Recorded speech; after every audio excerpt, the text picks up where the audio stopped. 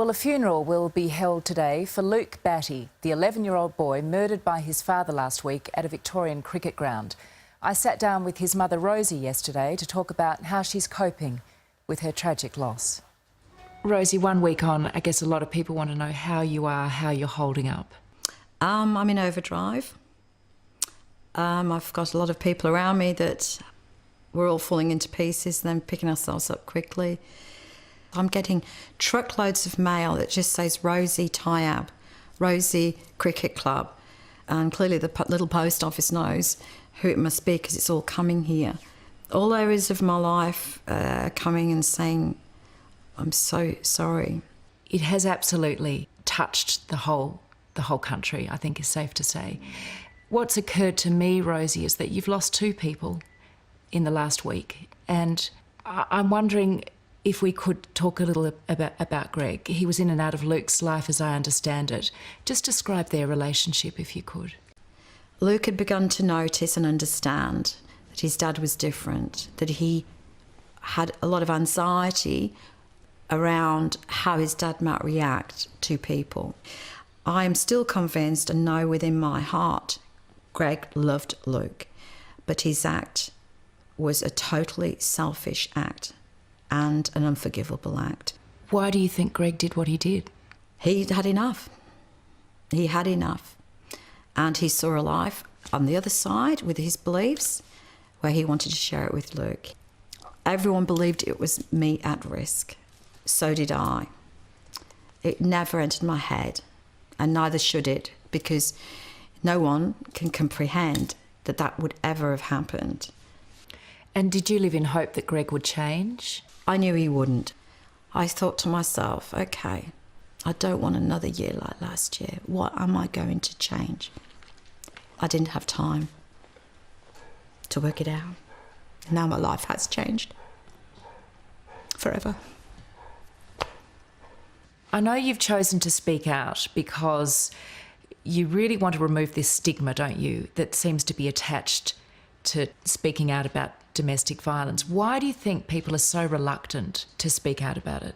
There is a degree of shame, mainly because you see other people and you think, oh, I wish I had that kind of family environment for Luke. It's like a prison sentence, honestly. When does it end? Well, it has ended for me.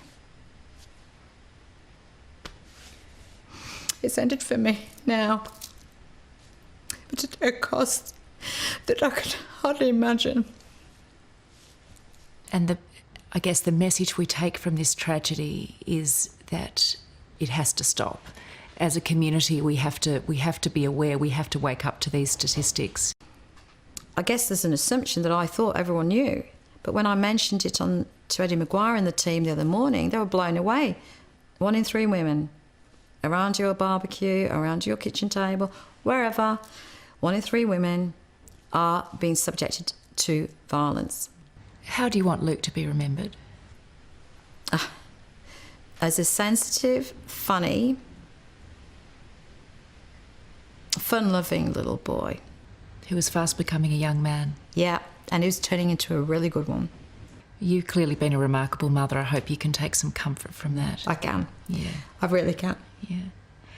And I've got to tell you, your courage and your ability to forgive and your dignity, the whole country has picked up on that. And you know what, if they have and they're not judging me, and if they are willing to kind of understand that the decisions you make, the decisions because you love something so much, and if they can begin to believe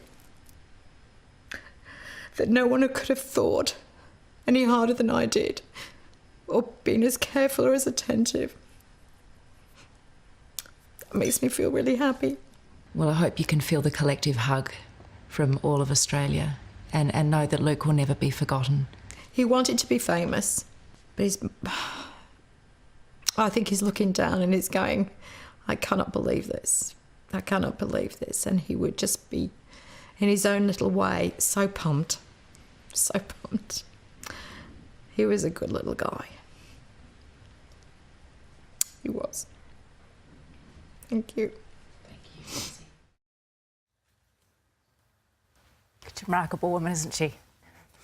And if you'd like to donate to help children affected by domestic violence, please go to the webpage on your screen now. And we're getting so many messages and well wishes coming in from you at home. Keep those messages coming. This one from Kerry Ann.